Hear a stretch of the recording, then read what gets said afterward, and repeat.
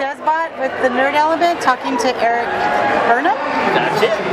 From IDW Comics, Godzilla, and the full title is Godzilla, Monsters and Protectors. The first volume, which came out last year, is Rise Up, and the upcoming volume is All Hail the King.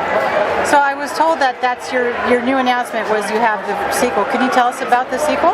Absolutely. So, All Hail the King picks up about a year after the events of Rise Up.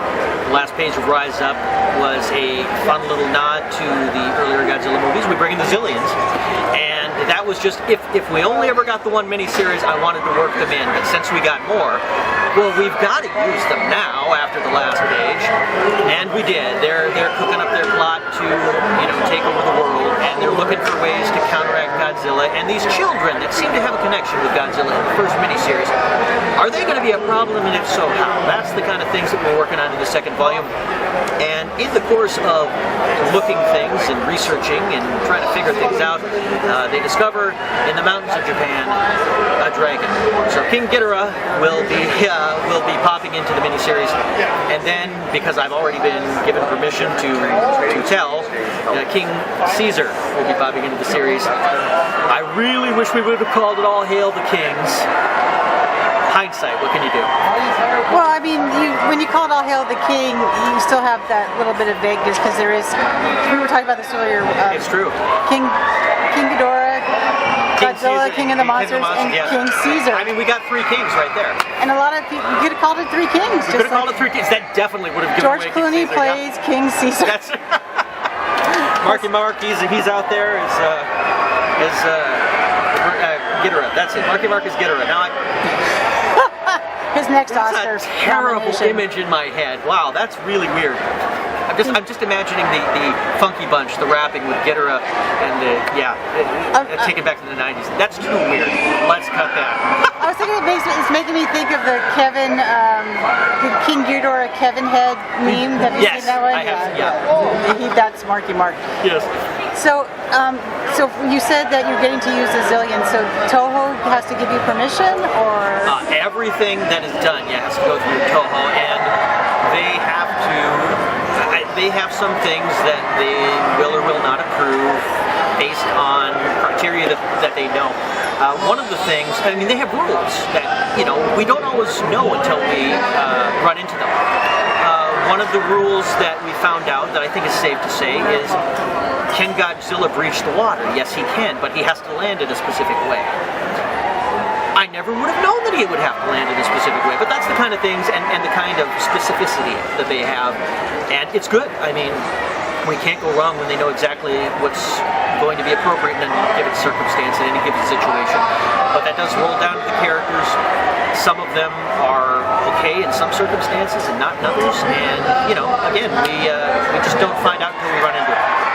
So the Zillions were perfectly okay for what we're doing, so long as it was the older version of the Zillions, not the ones from about 20 years ago, which the ones that were like doing the Kylo Ren before Kylo Ren. Yeah, not from Final Wars, but not the mutants and none of that. Planet X, as I understand it, anyway. If I'm wrong. No, it was a mutant kind of weird. No, like I said, if I'm wrong about what I using them and not using them, I mean, I haven't run into that yet, so hopefully, don't yell at me, Toho. So, what got you into Godzilla and comics and Godzilla comics? I'll go with the comics answer first. What got me into comics was they were just always around when I was a kid. I loved to read. When I was around 5 years old, the family house went up in fire. We lost everything. And the first possession that I got afterwards was a comic book. My grandpa gave me one of his for the grandkids stash. Since that was my first possession after losing everything, I just kind of imprinted on comics, and they were the thing for me from then on. Godzilla specifically, I mean, it's a giant monster on TV. What's this all about? And I got into the movies just showing up on Saturday on syndication, or not syndication at this point, but the odd channel, Saturday morning movie, Sunday evening movie. It captured my imagination. Sometimes it was a little on the scarier side. Sometimes it was a little on the sillier side. Sometimes it was a weird mix of the two. I remember one that was like this is like a movie for children, but all of a sudden Godzilla's neck is spurting blood. What's going on here? And then, we move on to something else that's somewhere between horror and comedy and all ages. And I really like that mix, and that just kind of made Godzilla, it endeared Godzilla to me, and specifically that version of Godzilla. But I wound up enjoying the character so much. I mean, I didn't even not have fun watching the '98 movie, which I understand. People are gonna go, "Watch you, Philistine, that's terrible." But I had fun watching it because I do love Godzilla in all his many forms. Specifically Godzilla Comics, it was just really down to editor Tom Walsh. So we're gonna be doing something fun. You like fun. You like to have fun. Want to have some fun with Godzilla? Yes, I do, sir. Thank you very much. What do you want me to do? And it just kind of snowballed from there. So Godzilla is verbal, not in the way that he doesn't speak. He's not allowed to speak. That's a Toho thing. Correct. But he squeonks. How do you show his state of mind in comics with that limitation? Because you can't have a thought bubble.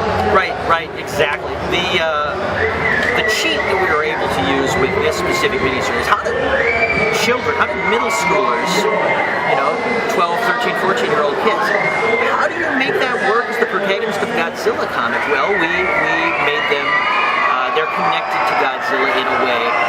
It started with the telepathic abilities of the Shogun and Mothra in the first miniseries, and these three kids, our three protagonists, Cedric, Emily, and Anderson, they connected to Godzilla. So it can kind of translate through Cedric's. He has a vlog.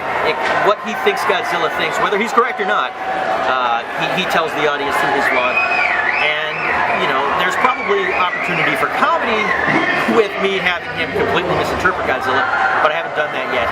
I'm going to have to make a note in the future to have him get Godzilla's mood wrong. But that's what we're doing. We're filtering it through the kids, so we don't have to put the moods specifically in Godzilla. We don't have to have thought bubbles from Godzilla. We can just say, well, he's really mad. Godzilla doesn't get mad. He looks mad. That kind of a thing. And just put it through the kids. Yeah, I mean, it's a cheat. It's a dodge. But it works.